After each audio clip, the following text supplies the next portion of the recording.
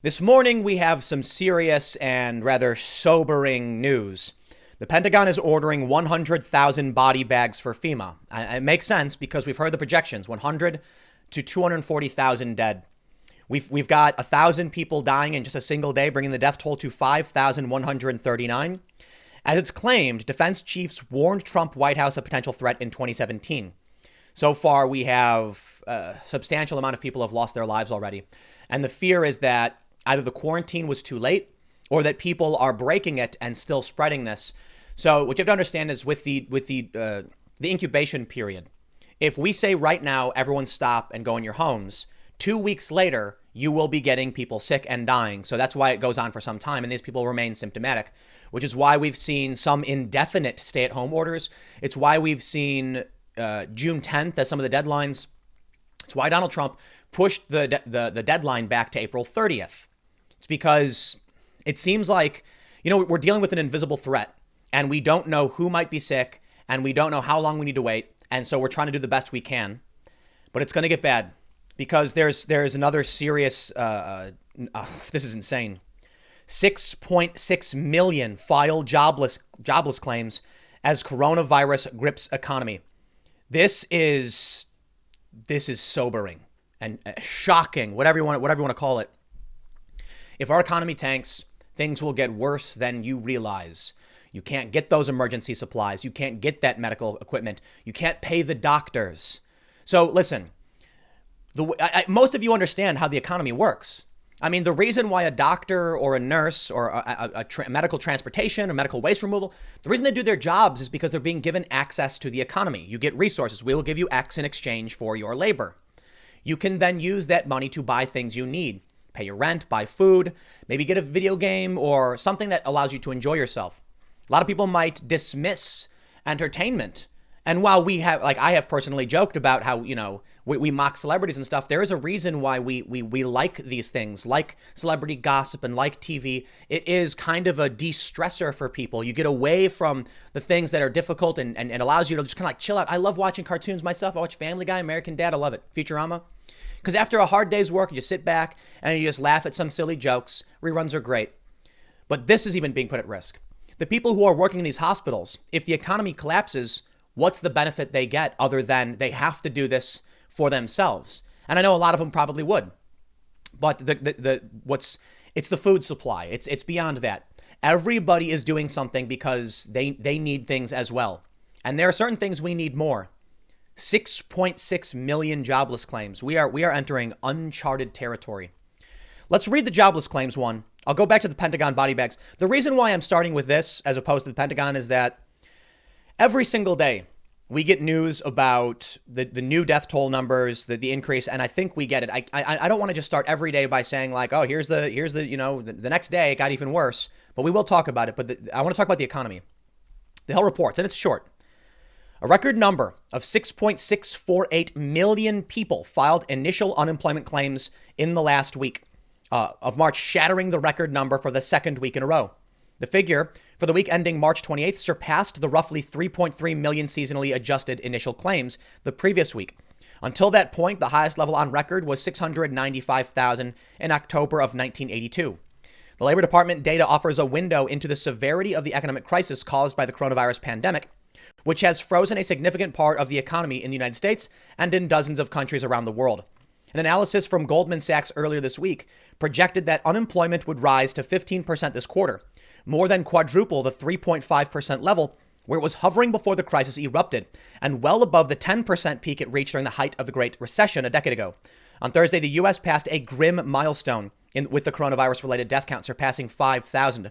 According to a Johns Hopkins University database, over 1,000 deaths occurred in the last 24 hours. This is getting serious, and it's what we expected.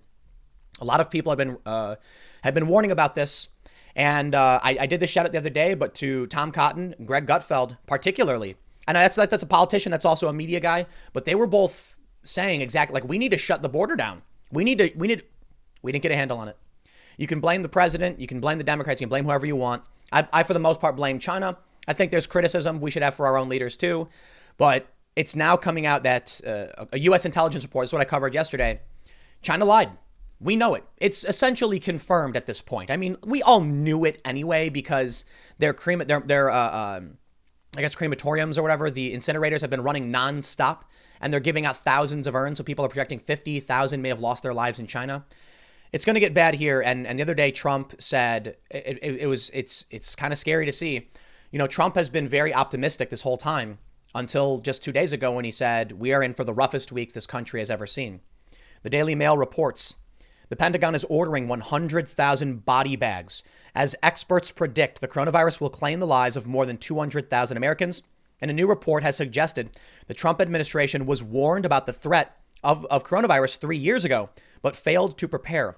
New deaths in the U.S. rose by 1,047 to 5,139 by the end of Wednesday, and new infections surged by 26,866 to 216,553. The majority of the country is now on a lockdown to slow the spread of the virus. With more than 215,000 cases, the government was expected to get the next 50,000 body bags from a stockpile. However, preparations were being made to triple up as hospitals and morgues became overwhelmed with COVID-19 patients and were quickly running out of space in states including California and New York. Health officials used forklifts to help lift dead bodies onto a refrigerated truck outside New York Brooklyn's hospital center this week, and hospitals have been using bed sheets to wrap bodies because they no longer have body bags. The COVID-19 death toll in New York City is now 1,139 with 47,439 confirmed cases. We can see here the graphics from the Trump administration. FEMA did not have a specific delivery date for the military-style remains pouches, sources told Bloomberg Wednesday. The green nylon body bags are usually distributed to war zones and measure up to 94 inches by 38 inches. A source said the bags have not yet been ordered, but the Defense Logistics Agency Troop Support Unit, which manages the Pentagon stockpile, was looking into the request. A FEMA spokesperson said there will be prudent planning that includes preparing for mortuary contingencies. One of the things happening in New York is that inmates have been digging graves. And the response from, I think this was from Bill de Blasio, they always dig graves. It's not a new thing. They dig graves for transient deaths and, people homeless or whatever. But it is not confidence building, to say the least. I think right now we're lucky to have caught this early. We can see it in other countries. Apparently, Italy's numbers have been incorrectly reported. They could be higher. Some people have said that they were higher. I don't know. I don't have the source pulled up. But I think we're looking at something much more serious than people want to accept. I know, I've gotten criticism both directions. Some people have said that I've been fear-mongering. Some people have said that I've been a calmer presence. And some have criticized me for not being crazier. I'm like, I don't know what you want me to do, man. And I'm not saying to any individual. It's like, but different people, there's like no right way to talk about this. I'll tell you what I think. I think it's going to get worse. And I've been saying that over and over again. Admittedly, maybe I'm a bit of a pessimist, or maybe I'm a realist, whatever you want to call it, but I've consistently thought this was going to get worse, and it's consistently gotten worse. I hope, there will come a point where we see the light at the end of the tunnel. Here, they go on to say, a source said the bags have not yet been ordered, but the Defense Logistics Agency's Troop Support Unit, which manages the Pentagon stockpile, was looking into the request. A FEMA spokesperson said there will be prudent plan. Oh, I'm sorry, I read that one already. After it was predicted the death toll in the U.S. would hit 200,000, President Trump told the country to brace for a tough time ahead. This is going to be a painful 2 weeks, Trump said at a White House coronavirus briefing on Tuesday. Our strength will be tested. Our endurance will be tried. On Monday, the Vice Director of Operations for the Joint Chiefs of Staff, Major General Jeff Taliaferro, said they are in a close partnership with FEMA to identify what their needs are. Taliaferro said Monday's mission assignments included requests for prepackaged meals ready to eat, MREs, and other supplies, as well as a mission assignment from FEMA for a mortuary affairs support team for New York. Taliaferro added, they are in process of identifying personnel. FEMA is working with state and regional health and emergency managers to distribute pouches where needed. We can see that there's more information from the press event here. However, a new report has claimed Trump was warned about the devastating effects of coronavirus on January 6th, 2017. I wonder what could have been happening around the time Donald Trump was being inaugurated that could have distracted him from preparing for this. You know what, man? I think Trump deserves criticism. 100%, I always say it. But apparently it's never enough. People say that I always just take Trump's side and all this other stuff. Yeah, I don't care, okay? It's a fact that we have dealt with years of insane screeching and investigations. You think that the Mueller investigation, requiring Trump to submit answers, to hire legal teams, to defend himself and those who worked around him, while you simultaneously arrested people for misstating things and then accusing them of lying, and then all that controversy and the FISA abuse. I'll tell you who I really am upset with. It's not Donald Trump. If Donald Trump did a bad job, yeah, okay, we'll point it out. And maybe we can hope that someone else would have done a better job. But guess what? That and $5 will get you a cup of coffee. Is that how the saying goes? The point is, Donald Trump was being bogged down by all of this nonsensical scandals. So to go back in time and now blame Trump for being distracted or dismissive when they were the ones distracting him, to me, is shocking. I don't know what else you expect me to say. These people on the left are mad that I'm not screeching no matter what Trump does, it's wrong. It's just not the case. I think, Trump was downplaying things early on. I think we've seen reports he was hoping that we would pull through it. And I think there's a legitimate reason why he would have made the decisions he did. If he comes out and says the end is nigh without evidence, they would go after him for it. Plus, he wants to make sure the economy works.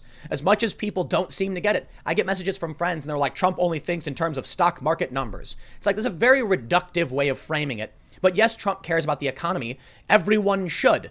The healthy economy, our ability to grow, expand, buy the resources we need to live our lives the way we want to live them, to get people to, working again so that they feel fulfilled. These are all healthy and important things. And yes, Trump is a businessman, so that's what his focus is. That's his preliminary focus. But it's not a net negative thing. It's not an evil thing. It's Trump saying, like, how do we make people's lives better? Trade, jobs, money, access. And other people might say something else. A doctor might say, health, access to medical care. Politicians would say something else too. Political issues, social justice. But of course, after we went through years of all of the complete BS, Russiagate 1, Russiagate 2, the impeachment process, the sham investigations, Adam Schiff now wanting to launch another investigation, these people never learn. You want to talk about why we were ill-prepared? It's not the fault of Trump necessarily. It's the fault of our government in general. Of all of these people, mostly Congress, I must say, screeching and wasting our time. They wasted our time with Brett Kavanaugh nonsense. And the guy ended up winning anyway. They launched these insane nonsensical fights they know they're going to lose, that waste our time, that don't solve anything. And then once everyone's been distracted, they turn around and say, why didn't you know about this, Trump? Well, you forced him to go hire legal teams. So you know what? You get some of the blame too. And I'll tell you what, as I stated before, at least he did something in January. At least he did something. What were the Democrats doing? Nothing. Impeaching him. And what are we hearing now? Adam Schiff wants to launch another investigation. Bravo, good sir. Congratulations. That's what we deserve, right? All right, let's just read more. The most likely and significant threat is a novel respiratory disease, particularly a novel influenza disease. The U.S. Northcom Branch Plan 3560, Pandemic Influenza and Infectious Disease Response states, coronavirus infection rates are common around the world. The Pentagon document obtained by the nation leans on findings from 2012's Middle East Respiratory Syndrome, a type of coronavirus, and incorporates insights from several recent outbreaks. The 103-page document warns that an outbreak could reach pandemic levels due to a number of factors that are the case with the 2019 virus: unsanitary living conditions, crowded workplaces, and proximity to international airports. It also warns that it would be worsened by a shortage of PPE. So I wonder why Donald Trump has been complaining the entire time about bringing our manufacturing back. Look, Daily Mail, they're kind of framing it like Trump was warned and didn't do anything. I disagree.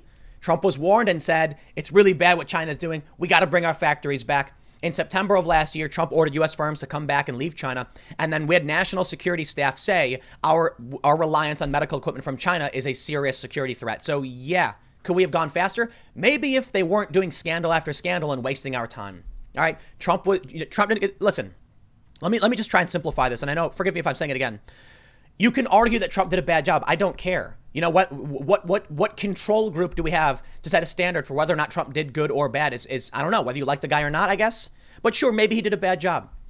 Does that mean that the Democrats wasting our time with these investigations that bogged everything down were a net positive? No, it was worse. Maybe Trump would have done a better job. And he gave him credit saying, no, I don't think I would have done a better job, even if they weren't impeaching me, but maybe I was a little distracted. They say the 103, we read that. Competition for and scarcity of resources will include non-pharmaceutical medical countermeasures, ventilators, devices, personal protective equipment, face masks and gloves. Medical equipment and logistical support is mentioned in the document. This will have a significant impact on the availability of the global workforce. We can see here, as of February 1st, 216,000 confirmed cases. The number of infections is going up, even with these lockdown measures. And we had the worst day yet. 1,047 have died in a 24-hour period. So we have this unclassified report. They say the document also predicts a lack of hospital beds. Even the most industrialized countries will have insufficient hospital beds, specialized equipment such as mechanical ventilators, and pharmaceuticals readily available to adequately treat their populations during clinically severe pandemic states. And I also want to make sure I point out, even if the White House received this report, do you know how many reports like this they probably get on a variety of different things? The problem of the corn trade, what would happen if the food supply is disrupted? The problem of oil and gas, all of these other reports come through. So if you're a president and you have dozens of reports coming your way, I'm not going to blame you because you didn't prioritize one. But in fact, I think Trump was doing things that could have better prepared us for it. And I'm angry to look back, hindsight is 2020, all of these nonsensical investigations, just waste of our time. What about the Democrats? Do they not have access to this stuff? Does Congress not see the same reports? And there are congressional Republicans that deserve criticism too. But, going from 2017 until 2018, the Republicans controlled everything and they couldn't get stuff done. So look, over the past several years, I get it. Even with Republicans controlling the House and, the executive branch, we were still dealing with all these investigations and there was nothing we can do about it. Because no matter what move was made, it would have been evidence of Trump's collusion or obstruction or whatever nonsense. So yes, they did have control of the House. I'm ranting. Let's just keep reading.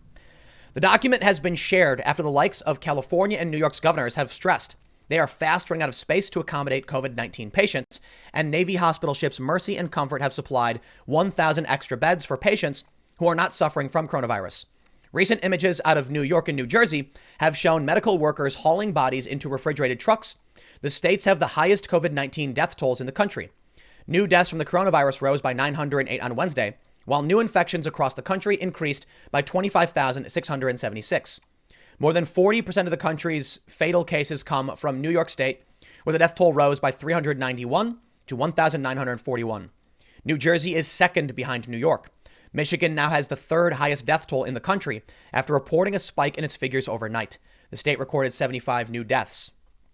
So we can see here several photos of what looks like this is the International Christian Relief Organization, Samaritan's Purse, set up emergency field hospitals for patients suffering from coronavirus in Central Park across Fifth Avenue from Mount Sinai Hospital. That's really awesome. To everybody who's stepping up, all businesses, all nonprofits, I don't care what your politics are. I don't care which God you believe in. I care that you're coming out to help the community and help other human beings. I don't care if you're Democrat, Republican, Libertarian, Communist, whatever. If you're going to come out, food not bombs, whatever you're doing. If you're helping people right now, you're on my good list, and I appreciate it.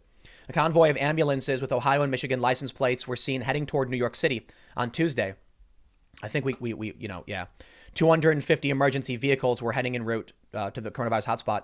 I'll tell you what, man, I don't know how significant it is, but in the past month or so, I have heard around my house more sirens than I've ever heard.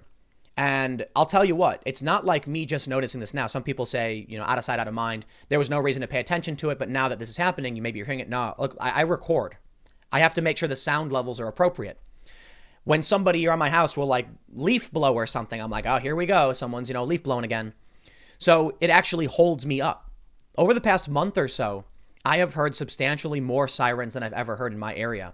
And that makes me think that, for one, there could be a lot of people that are panicking, saying oh no, I think I have it, quick help, and calling 911. Or there are a lot of complications that are happening. And for some reason, maybe it's a coincidence, maybe not, or maybe this is worse than we realize because we aren't testing everybody. And there are a lot of people who are getting sick. And it is my understanding, mostly people with pre-existing conditions, diabetes, they're overweight, they have lung problems. I don't know. All I know is I've noticed it. And I pay attention to the sound levels around my house every day. It's something that actually bothers me a lot. Sometimes you might actually notice it. If you watch some of my old videos, you'll hear noises. I pay attention to this stuff. I had I have to ask people, I have to wait for them to finish. And I've heard a lot of sirens, man. Emergency services in NYC are responding to around 6,000 calls per day, more than 50% above average. Boom. Maybe that's it. It's happening in New York. I'm in South Jersey. It's not the same as North Jersey, which is New York Metro. I'm Philadelphia Metro. But maybe it is happening everywhere. And these are the numbers we have confirmed because maybe there's a lot of cases we don't test for. Someone could call 911 and they could be hospitalized. The doctors aren't going to immediately just assume it's COVID. Maybe they might test for it. They've been doing testing, posthumously or after death. And maybe, I don't know, man. I don't know. All I can tell you this is these are serious projections. The body bags are coming. We're going to be locked down till at least April 30th by Trump's standard. Many of you have harder standards in other states. 6.6 million have filed jobless claims. I told you it was going to get way worse. I said, if you thought this week was going to be bad, I'll tell you what. I feel like it's a wrong bet for me to constantly say it'll get worse, because certainly at some point it'll get better. Is it just the only reason I'm right is because I keep saying it's going to get worse and it is? I don't know. But think about the rent that's not being paid.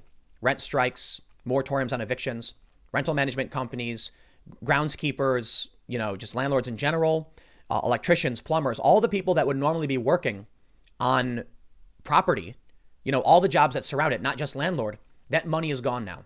The landlord would get paid, then he'd call the groundskeeper, then he'd call the plumber, then he'd pay his secretary or whatever. Now we're going to see the malls start buckling. Cheesecake Factory saying they can't pay their rent. I don't think the stimulus was fast enough, but now it's going to get worse. I think next week we can see an even bigger number, because this is basically double. Next segment will be coming up at 1 p.m. on this channel. Thanks for hanging out, and I'll see you all then.